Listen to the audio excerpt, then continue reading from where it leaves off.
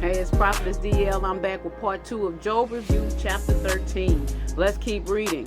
So the last thing I said was, he said, your wise sayings are knick-knack wisdom. Job is reading them, okay? It's what I've been reading them for a minute. But Job is the one that God chose, not Demetra right there. That's what God chose Job. Because he knew Job was a righteous man, a good man, a friend of God. All these great things he was the one to be tested. I was checking Eliphaz, Benadad, and Zophar every time they said something, but let me keep going, because ain't nobody got time for that. I'm trying to live my life, and you got something to say. You walking with me and you got something to say. Hush. I'm bringing it before God. That's where we are. Let's read. So hold your tongue while I have my say. Then I'll take whatever I have coming to me. Why do you go out on a limb like this and take my life in your hands? Watch. Why are you going? I mean, I'm just going to have, all I can do is read, because Job got it, okay? This one, you sit back and be like,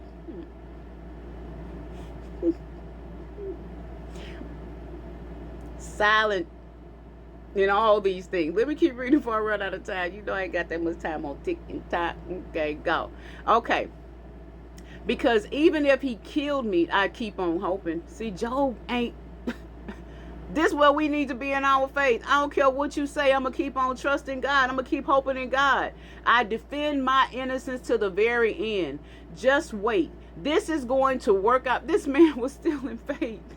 This, I said, I'm just going to make little comments. Okay, I changed that. Okay, just wait. This is going to work out for the best, for my salvation. If I were guilt-stricken, do you think I'd be doing this? I'm not guilty. Do you think I'd be saying all this if I was guilt-stricken? Laying myself on the line before God? You better pay attention to what I'm telling you. Listen carefully with both ears. I love it. I couldn't have said it better.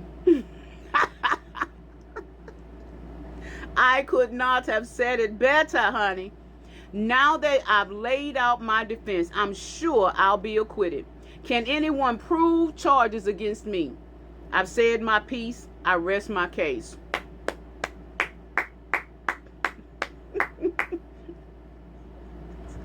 Let's keep reading. This next section. Why does God stay hidden in silence? I told you. Did y'all see what was going on?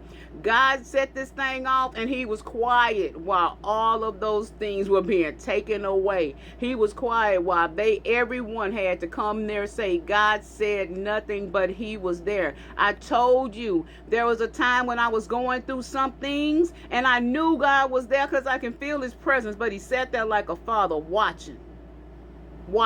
Ain't nobody gonna touch you, but what you gonna say about this? What you gonna do about this? Please, God, I have 2 requests. Get them so I know I count on you. Oh, grant them so I'll know I count on you. First, lay off the afflictions. Lay off the afflictions. The terror is too much for me. Second, address me directly so I can answer you. See, this is what Job is, Lord. I don't have time to talk to the 3. What I need to do is get to God. And Job is now pleading his case before God. Listen. Okay. Second, address me directly so I can answer you. Or let me speak and then you answer me. How many sins have I been charged with? Oh, Lord, what are you charging me with? What's going on? Job ain't talking to Satan. Job ain't talking to Satan, because Job said, I'm telling you, I serve God. My God got me. This is where our faith has to be. When things come upon us, when Satan comes in to kill, steal, and destroy, you better have a firm grip on God. Not like he said you hinge yourself up on a. I didn't read it, but I didn't say it out loud on the video, but you saw it. You saw it in the text. I'm pointing outside because there's always a spider that comes and make a little web. But he's saying you hinging all your stuff on a spider web. You don't hinge your hope on no spider web. As soon as something change, that thing breaks that. I mean, just easy, just win. It ain't even gonna hold. Just saying. He said it. You better be reading. I'm doing what I have to do. How many sins have I been charged with? Show me the list. How bad is it? Why do you stay hidden and silent? Why treat me like I'm your enemy?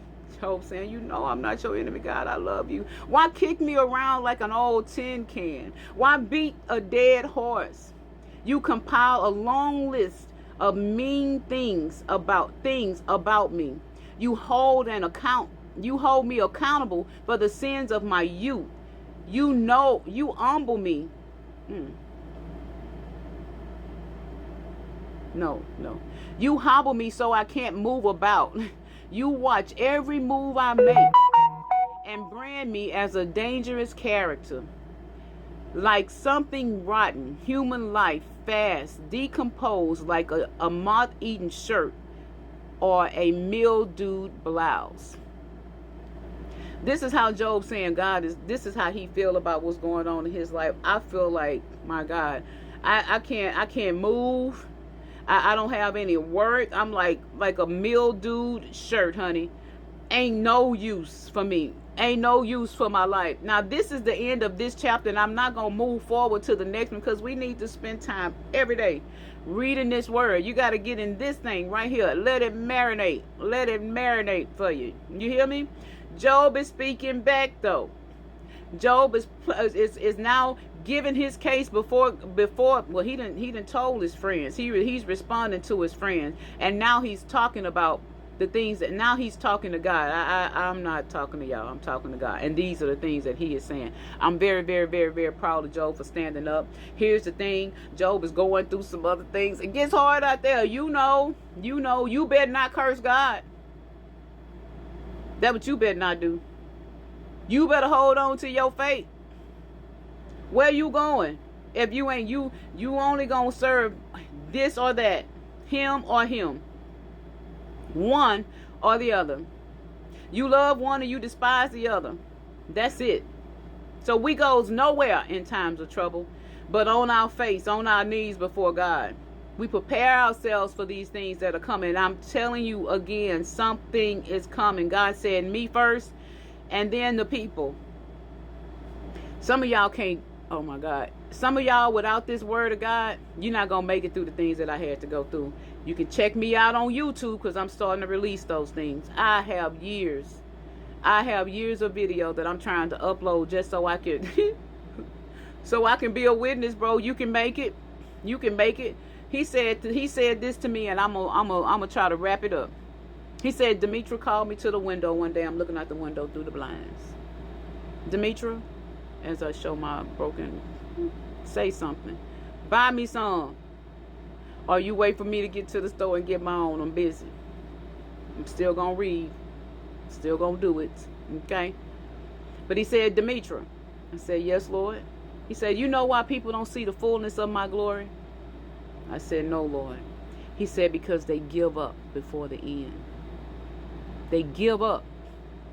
There's a place in the trial. There's a place in the test that's meant to make you give up.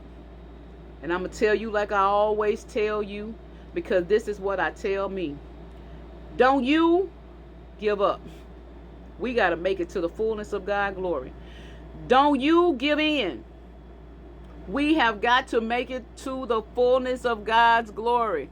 And don't you throw in the towel, honey, because God's got a plan. He has a good plan for us, a plan to prosper us, a plan to give us an expected end. That expected end is the plan of God for us to walk in the power, the fullness of God's glory for our life. We were created with purpose, not for nothing. Everything was created with a purpose of God. Whether we walk in it or not, that's your choice. But still, God has a plan for you and for me. You take this word, you meditate on it. Meet me back here for the next review, chapter 14. I'll see you soon. Have a blessed day. All things are working together for your good and for God's glory. You heard him. It's going to all work out, said Job. Peace.